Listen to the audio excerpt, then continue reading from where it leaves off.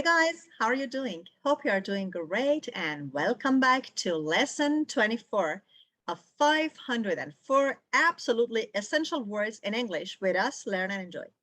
سلام به همگی. امیدوارم حالتون خوب باشه. به درس 24م از مجموع درس‌های 504 واژه کاملا ضروری در زبان انگلیسی از learn and enjoy با من سحر خوش اومدید. در درس امروز می‌خوایم 12 کلمه جدید دیگه یاد بگیریم. پس حتما تا آخر این ویدیو با من همراه باشید. اما فراموش نکنید اگر هنوز کانال ما رو سابسکرایب نکردید اول دکمه سابسکرایب رو بزنید و بعد زنگوله کنارش هم بزنید تا از آخرین ویدیوهای ما به محض آپلود شدن مطلع بشید. So, let's get started.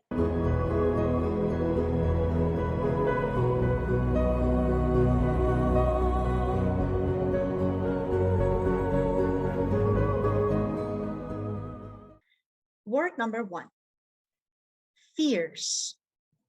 Fierce. Fierce. The word has one syllable. Of course, the stress is at the beginning. It means savage, wild.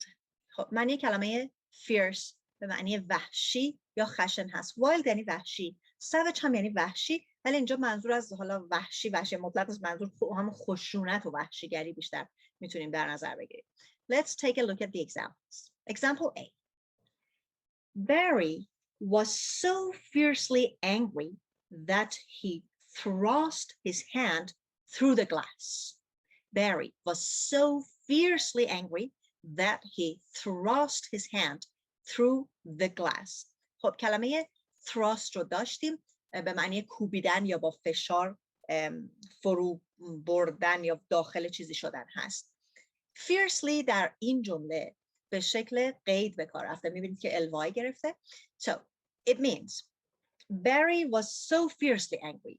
یعنی بری انقدر به شدت عصبانی بود یا میتونیم بگیم بری به قدری با شدت عصبانی بود that he thrust his hand through the glass که دستش رو در شیشه کوبید.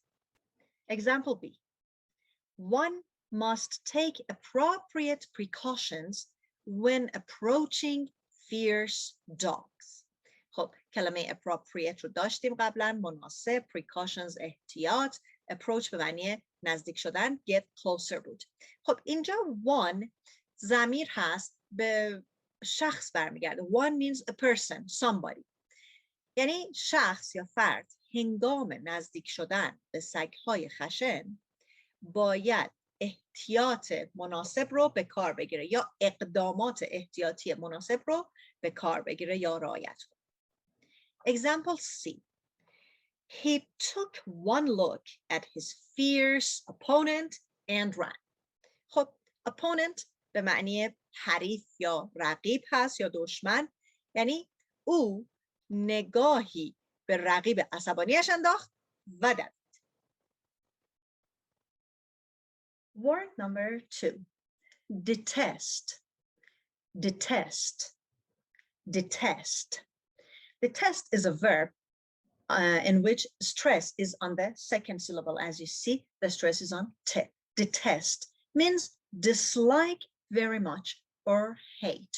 خب detest به معنی متنفر بودن. dislike یعنی دوست نداشتن، متنفر بودن. or hate هم که به معنی نفرت داشتن و متنفر بودن هست. Example A. The world detests people who aren't valiant. The world detests people who aren't valiant. یعنی دنیا از انسان‌هایی که شجاع نیستند متنفر هست. Valiant رو قبلا داشتیم به معنی brave یا شجاع. Example B. Wally was certain that his girlfriend's parents would detest him because he had been a delinquent. خب ولی اسم یک شخص هست. یعنی ولی مطمئن بود که والدین دوست دخترش از اون متنفرن because he was a delinquent چون او یک بزهکار بود. کلمه delinquent معنی بزهکار رو در درس‌های قبل داشتیم. Example C. I detest Chinese food but I won't deprive you of the chance to eat it. خب یعنی من از غذای چینی متنفرم ولی شما رو از شانس خوردن اون محروم نمی کنم. deprive محروم کردم. شده این جلوی شما رو نمیگیرم. You can eat it. Word number 3. Sneer. Sneer. Sneer means show scorn or contempt by looks or words, or a scornful look or remark. Now, as you see, sneer در معنی اول به معنای فعل به کار رفته، به عنوان فعل، یعنی با نگاه یا حرف تمسخر کردن یا تحقیر کردن، تحقیر نشون دادن. و نون هم هست اسمیر، به معنی خود اون نگاه یا حرف تحقیرآمیز یا تمسخرآمیز هم به کار میره. پس هم نون هست این کلمه و هم verb هست. Example A. The journalists were cautious about sneering at the Secretary of Defense. خب، روزنامه‌نگاران مراقب بودند که وزیر دفاع رو مسخره نکنند. دقت کنید کلمه secretary رو داریم اینجا. secretary معنیش منشی هست، اما در American English secretary رو به minister میگن، یعنی به هر یک از وزرای کابینه secretary میگن. Secretary of Defense یعنی وزیر دفاع. روزنامه‌نگاران مراقب بودن که وزیر دفاع رو مسخره نکنند. Example B. Wipe that sneer off your face, the dean told the delinquent. خب، دین به معنی کشیش یا در واقع سرکشیش، رئیس کشیش ها هست. میگه که اون کشیش به مجرم گفت اون نگاه تمسخرآمیز رو از چهرت پاک کن. نگاه تمسخرآمیز رو از چهرت پاک کن. wipe به معنی پاک کرد. Example C. When offered a dime as a tip, the taxi driver sneered at his rider. خب، دایم به معنی سکه 10 سنتی هست. به سکه های حالا کمتر از دلار هر کدومشون یه اسم دارن. یادتون باشه که سکه 10 سنتی رو بهش میگن دایم. یعنی وقتی که به راننده تاکسی یک سکه 10 سنتی به عنوان انعام داده شد از تیپ، راننده نگاه تمسخرآمیز یا نگاه تحقیرآمیزی به مسافر انداخت.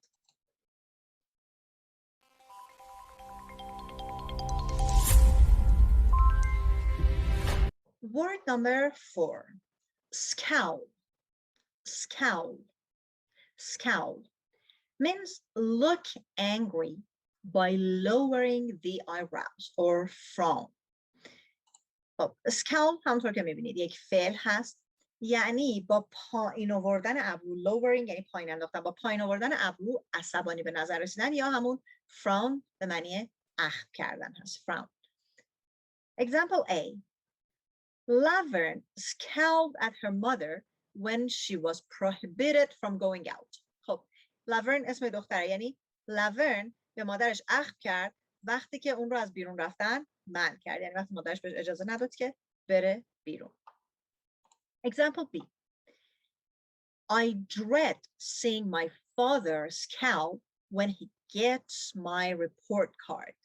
خب، dread به معنی ترسیدن، خیلی زیاد ترسیدنه. یعنی من از اخم کردن پدرم در زمان گرفتن کارنامه خیلی میترسم. Example C.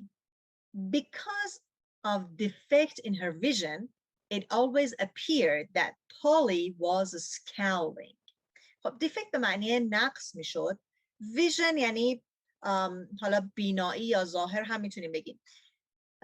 میتونیم اینطور معنی کنیم. پالی به خاطر نقص در بیناییش، پالی اینجا فاعلمون هست، پالی به خاطر نقص بیناییش همیشه به نظر میرسید که اخم کرده است. حالا احتمالا مدل صورت یا چشماش به گونه‌ای بود، به صورتی بود که اخم کرده به نظر میرسید.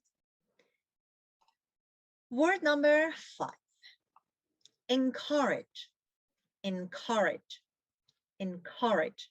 The stress is on the second syllable. It's on C. Means give courage to or increase the confidence of. خب، encourage. courage به معنی در واقع جرأت و تشویق هست. encourage یعنی جرأت دادن، تشویق کردن. در واقع یعنی اعتماد کسی رو افزایش دادن. Example A. We encouraged the coach to devise a plan for beating Jefferson High. We encouraged the coach to devise a plan for beating Jefferson High. خب، یعنی مربی رو تشویق کردیم. کوچ به معنی مربی هست. encourage ما مربی رو تشویق کردیم تا برای شکست تیم جفرسون های یک نقشه‌ای بکشه. دیوایز پلان، نقشه‌ای برنامه‌ریزی کنه، نقشه‌ای رو طراحی کنه یا طرحی رو ابداع کنه. همه اینا میشه. مربی رو تشویق کردیم تا برای شکست تیم جفرسون های طرحی رو ابداع کنه یا نقشه‌ای طرح‌ریزی کنه. Example B. Some unstable persons need to be encouraged to find a vocation. خب unstable به معنی بی‌ثبات و ناپایدار میشد. vocation رو قبلا داشتیم به معنی profession, job, occupation، شغل میشد. یعنی برخی از انسان‌های بی‌ثبات لازمه که برای پیدا کردن شغل تشویق شوند. میتونیم جمله رو اینطور هم بگیم: لازم است که برخی انسان‌های بی‌ثبات رو برای یافتن شغل تشویق کنیم. این کنیم به ما بر نمیگرده. It's something general، به طور کلی در واقع این جمله رو بیان می‌کنیم. Example C. A valiant person rarely needs to be encouraged. خب valiant person یعنی یک شخص شجاع به ندرت نیاز به تشویق داره. rarely به معنی به ندرت. Word number 6. Consider. Consider. Consider. The stress is on the second syllable on S. Consider. And just as usual, most of the time, we read C-O-N as sure. Consider. Means think about in order to decide. Consider, think about یعنی فکر کردن برای تصمیم گرفتن. در واقع وقتی چه چیزی رو consider میکنیم یعنی بهش توجه میکنیم، مورد توجه قرار میدیم، مورد ملاحظه قرار میدیم، در موردش فکر میکنیم. همه این معنی ها رو میتونیم براش در نظر بگیریم. Let's look at the examples. Example A. John considered whether a comprehensive report was necessary. خب کلمه comprehensive رو قبلا داشتیم به معنی جامع و کامل میشد. یعنی جان روی اینکه آیا گزارش جامعی لازم هست یا نه فکر کرد. دقت کنید این فکر کرد consider یعنی این موضوع در نظر گرفت که آیا گزارش جامعی لازم هست یا نه. ما or not رو نداریم، اما قبلا هم چند بار تو جمله های مختلف داشتیم که گفتم بهتون زمانی که ما کلمه whether رو داریم or not رو میتونیم در ادامهش داشته باشیم که آیا این کار رو انجام بدیم یا ندیم. جان روی اینکه آیا گزارش جامعی لازم است یا نه فکر کرد. Example B. Do you consider that dress to be a bargain at the wholesale price? خب اینجا دیگه consider دقیقا به معنی فکر کردن هست. یعنی آیا فکر میکنی که این لباس به قیمت عمده فروشی ارزونه؟ Bargain means something which is not expensive, something which has a good price. خب پس آیا فکر میکنید که این لباس به قیمت عمده فروشی ارزان هست؟ Example C. The wrestler was always considered to be the underdog in every match. خب کلمه wrestler رو نگاه کنید. wrestler اولا تی خونده نمیشه و W اولش هم خونده نمیشه. به معنی کشتیگیر. یعنی کشتیگیر همیشه always همیشه در تمام مسابقات بازنده به حساب می اومد. کشتیگیر همیشه در تمام مسابقات بازنده به حساب می اومد یا بازنده در نظر گرفته می شد. Word number 7. Vermin.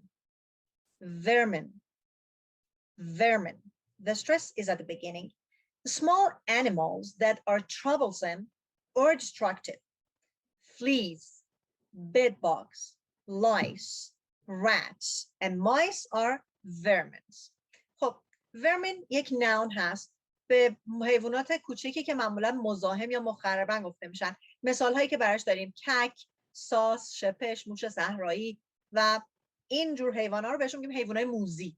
خب همه اینها پس حالا مثال هایی از حیوانات موذی هستن. فلی به معنی کک میشه و bedbug شپش میشه و حالا حیوانات دیگه. لایس رو همینجا داریم.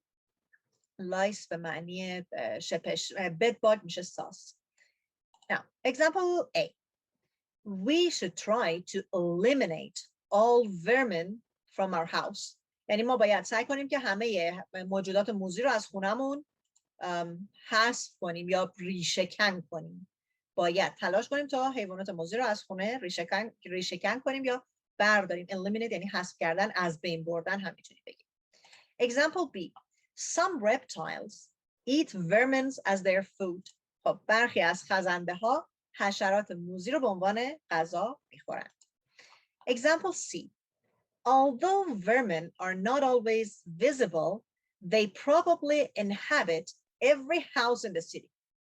خب میگه که اگرچه حیوانات موذی همیشه قابل مشاهده نیستن، مرئی نیستن، به چشم نمیاد، they probably inhabit every house in the city. احتمالاً توی تمام خونه های شهر هستن، زندگی میکنن. inhabit رو قبلا داشتیم به معنی زندگی کردن. Word number 8. Wail. Wail. Wail means cry loud and long because of grief or pain. خب cry یعنی گریه کردن. گریه کردن با صدای بلند و طولانی. long because of grief or pain. grief معنی قصه، به خاطر شدت قصه و غم و درد. در واقع wail رو ما میتونیم زجه زدن، زاری کردن، مویه کردن معنی کنیم. Example A. When tragedy struck, the old people began to wail. یعنی وقتی فاجعه رخ داد، وقتی فاجعه اتفاق افتاد، افراد پیر شروع به زاری کردن نمودند، یا افراد پیر شروع به گریه و زاری کردند. Example B. In some countries, the women are expected to wail loudly after their husbands die. یعنی در بعضی کشورها از زنها، از خانمها انتظار میره که بعد از فوت همسرشون شیون و زاری کنن، با صدای بلند گریه و زاری کنن. Example C. When the Yankees lost the World Series, there was much wailing in New York. خب یانکیز یعنی تیم یانکی ها. وقتی تیم یانکی ها در سری مسابقات جهانی بازنده شد، در نیویورک ناله و زاری به راه افتاد. حالا این ناله و زاری ممکنه دقیقاً با اون معنای واقعی ناله و زاری که آدم از غم و اندوه سر میده نباشه، ولی در حال منظور همون ابراز ناراحتی است. Word number 9. Symbol. Symbol. Symbol. دقت کنید او ال آخر کلمه رو به شکل شوا میخونیم. Symbol and the stress is at the beginning. Means something that stands for or represent something else. یعنی چیزی که نشانه یا نمایانگر چیز دیگه ایه. در واقع در فارسی ما همون سمبل رو به کار میبریم. سمبل چیزی بودن یا نماد و نشانه چیزی بودن. پس سیمبل رو میتونیم همون سمبل یا نماد معنی کنیم. Example A. The statue outside the court building is considered a symbol of justice.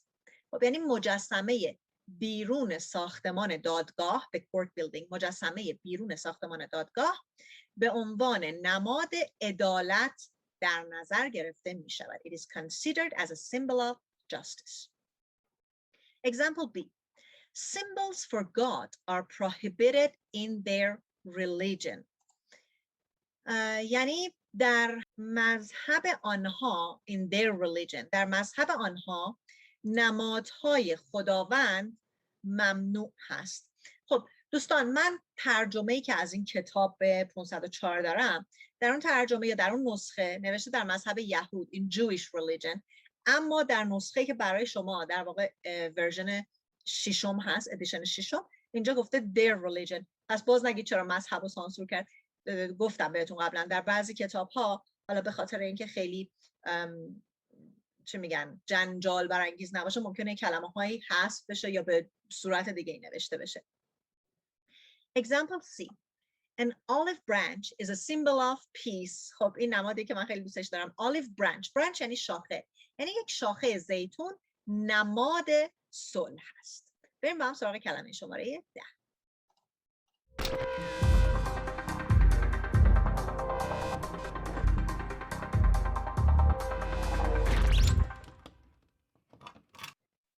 Word number 10. Authority. Authority. Authority. The stress is on th, the sound.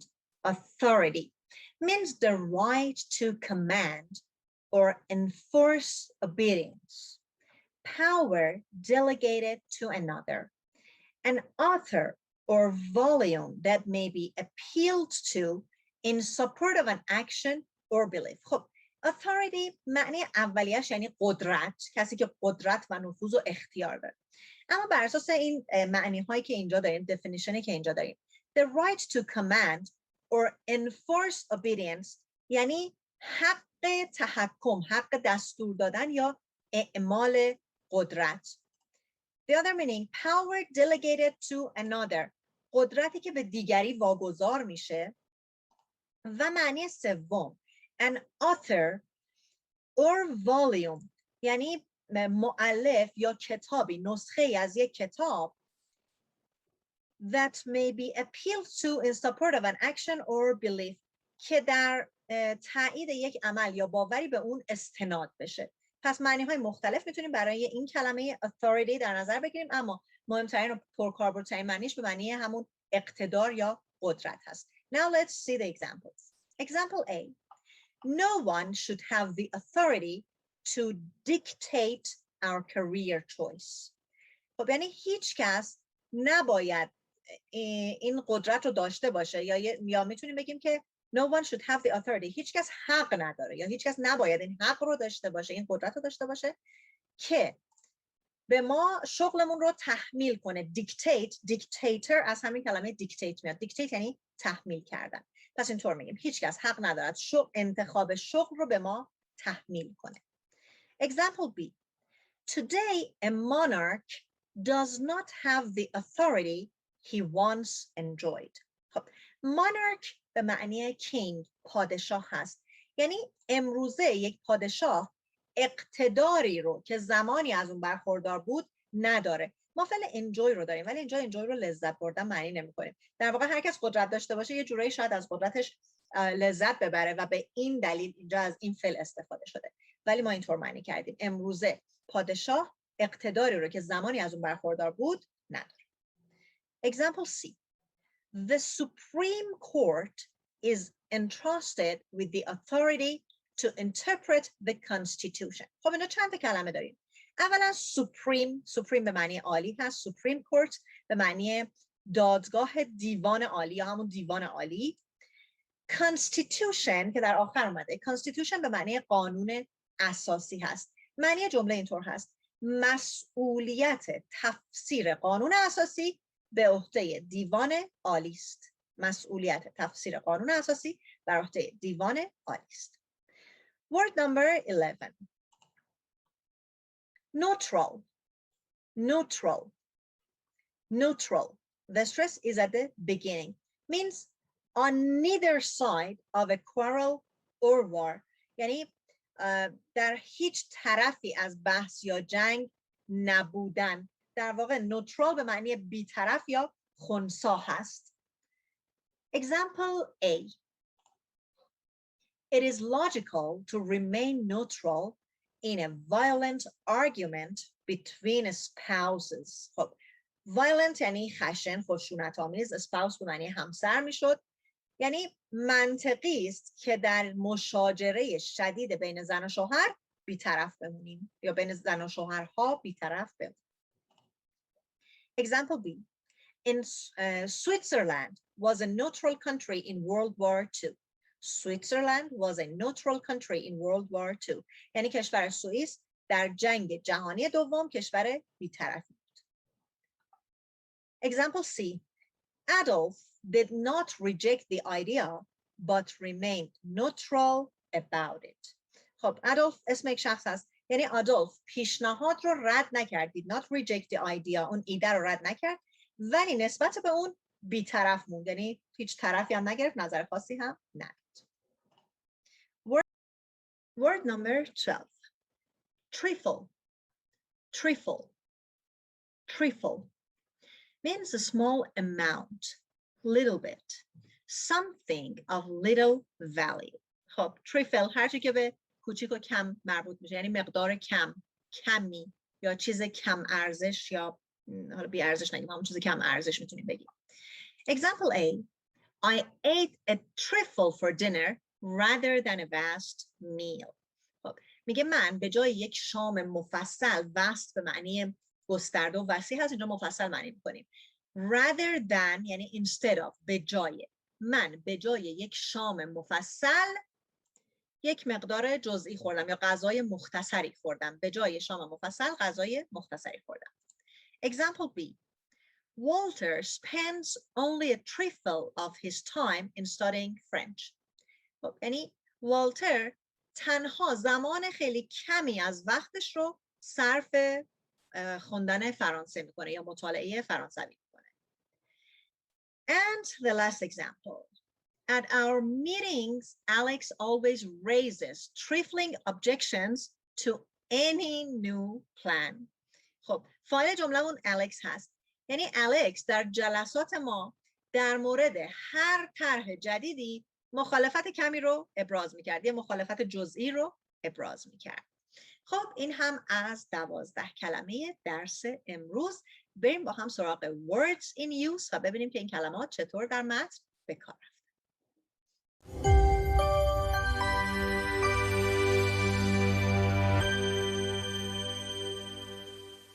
The title of today's reading is Punishment for Drug Abuse. A recent attempt by New Jersey's Attorney General to lessen the penalties for use of marijuana has caused fierce arguments around the country. Those who detest the drug users sneer and scowl at the light treatment of offenders. They reject the Attorney General's recommendations as lacking a morsel of sense, claiming it would only encourage more drug abuse. They consider the drug addict much like vermin that must be stamped out. Such citizens continually wail for stiffer penalties. Those in favor of a milder approach to the drug problem point to the poor results achieved by prison terms. They feel addicts should be given medical help. Also, in enforcing harsh drug laws, police tend to be viewed as a symbol of unwelcome authority. The problem demands a solution. We cannot remain neutral or unconcerned, nor can we afford to muddle through with ineffective measures, for this is not a trifling matter. قطعاً مشکل دراگ ابیوز مشکل بزرگی هست که جوامع مختلف باش درگیرن و واقعاً باید راه حل‌های خیلی سنجیده و درستی رو براش پیدا کنن. این هم از متن امروز. حتما تمرین‌های پایان درس رو در قسمت انتهایی حل کنید و پاسخ آنها رو میتونید در جلسه آینده مشاهده کنید.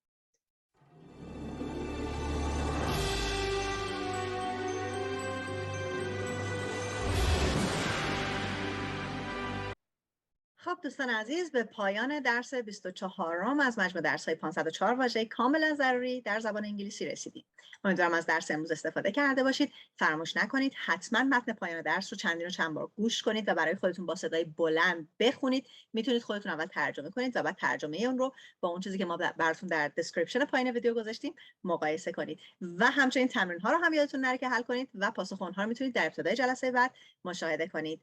لطفاً ما رو در شبکه‌های اجتماعی دیگه هم دنبال کنید. کانال ما رو به دوستاتون معرفی کنیم. منتظر لایک ها و کامنت های انرژی بخش شما هستید. Till next session, take good care of you and goodbye.